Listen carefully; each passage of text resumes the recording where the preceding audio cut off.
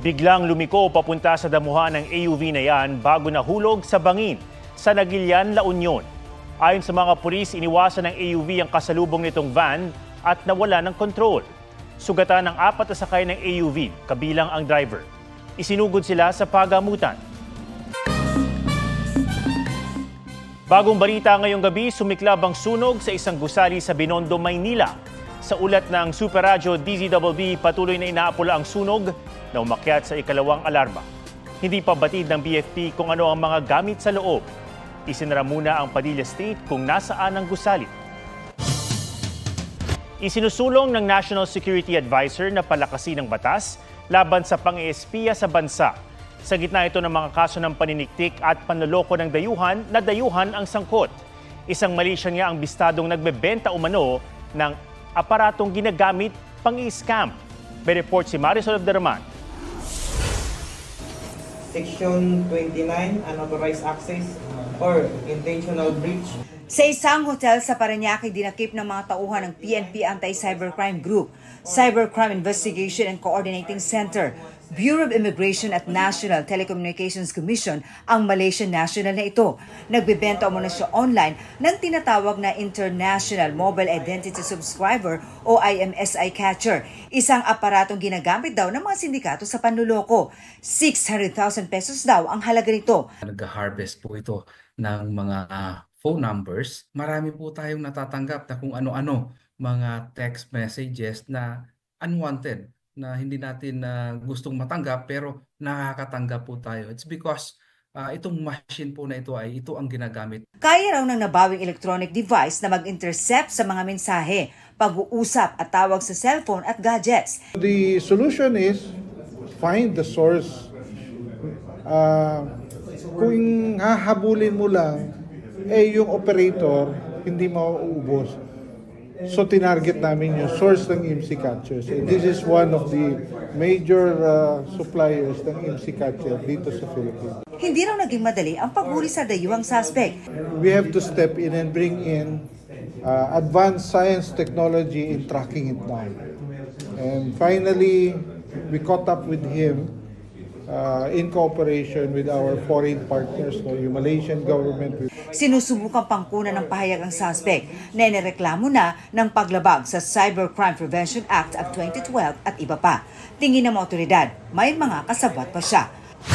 At hindi lang sa mga panulokong sangkot ang mga dayuhan nakatutok ang mga otoridad, kundi pati sa paniniktik umano ng ibang bansa. Ang AFP naniniwalang magkakaugnay ang pagdiskubre sa mga underwater drones sa Masbate, ang paghuli sa ilang dayuhang may peking ID at birth certificate, at ang dudang espiyang China si dismissed Banban Mayor Alice Guo. Ang pagdakip pamakailan sa Chinese national na umano'y naniktik sa ilang base militar, opisina ng gobyerno, vital installations at mga mall, at ang mga operasyon ng mga pogo. If we look at the entire expanse of the country, covering the different instruments of national power, and start connecting the dots, there seems now to be a deliberate and calculated move to map out the country by a foreign power. Pero nang tanungin kung China ang nasa likod ng mga ito, sagot ng AFP, I do not want to speculate on anything. We base our statements on facts.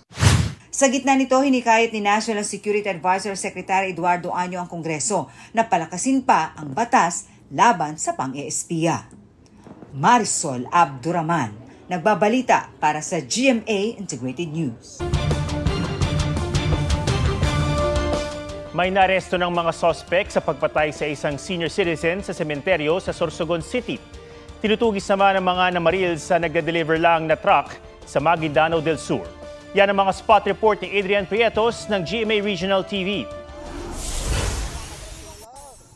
Binaril mga kaibigan sa timbangan. Duguan sa driver's seat ang truck driver na ito sa Maguindanao del Sur. Dead on arrival siya sa ospital. Ang dalawang kasama ng driver sugatan. Base sa investigasyon, hinarangan at pinagbabaril sila ng riding in tandem habang pauwi mula sa pagde-deliver. Pagnanakaw ang tinitingnang motibo lalo't nawalan sila ng pera at gamit. Di patukoy ang mga salarin pero may pagtugis na. Driver ng pickup naman ang patay sa pamamaril sa Davao City. Tinamaan siya ng bala sa ulo. Pinaniniwala ang suspect ang lalaking nakita ng mga saksi na nakapulang sweatshirt at denim pants. Iniimbestigan pa ang krimen. Sa Sorsogon City, may naaresto ng 2 sospek sa pagpatay sa isang babaeng senior citizen na nakita sa loob ng isang mausoleo sa Sorsogon Public Cemetery. Ayon sa mga pulis, mga trabahador ng sementeryo ang mga sospek. Kwento ng isa sa kanila, hold upin lang sana nila ang matanda. Pero sinuntok daw ng kanyang kasamahan ng biktima at hinampas pa ng bato dahil 300 pesos lang daw ang laman ng kanyang wallet. Mahaharap sa reklamong robbery with homicide ang mga sospek. Adrian Priatos ng GMA Regional TV, nagbabalita para sa GMA Integrated News. Ilang empleyado ng gobyerno na nasa Metro Manila ang pabor sa mungkahing agahan ang kanilang pasok para makabawas sa traffic. Maging si Pangulong Marcos bukas sa panukala, pero ayon sa Civil Service Commission, marami pang dapat ikonsidera. May report si Katrina Son. Para makabawas sa matinding traffic sa Metro Manila, rekomendasyon ng MMDA ang 8 a.m. to 5 p.m. na pasok ng government employees sa Metro Manila, paagahin sa 7 a.m. to 4 p.m.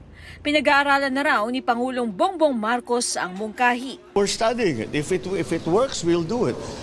But we have to. It's not enough to talk to the traffic enforcers and the administrators of traffic that have made the suggestion. We also have to ask the commuting public kung practical para sa kanila.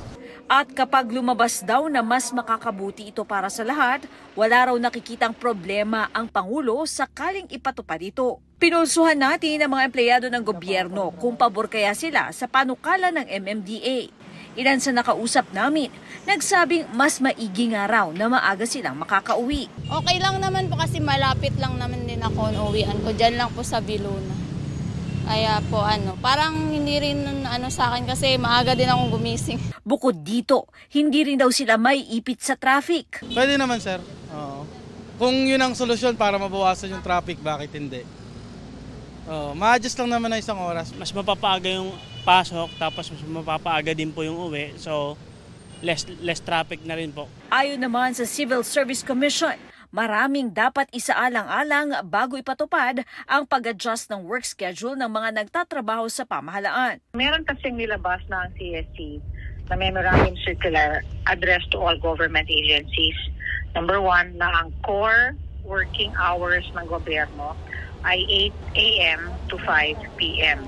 Ibig sabihin, dapat may tao sa opisina ng gobyerno from 8 a.m. to 5 p.m. Katrina Son, nagbabalita para sa GMA Integrated News.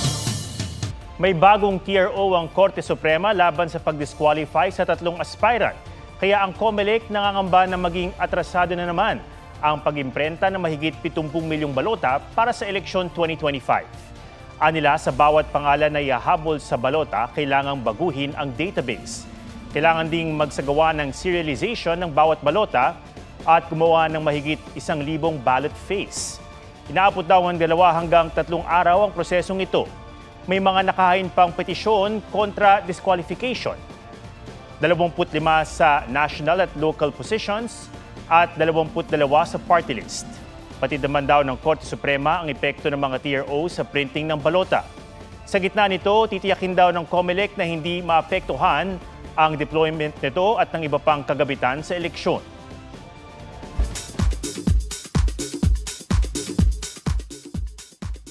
Saan nga? Si David ba yun?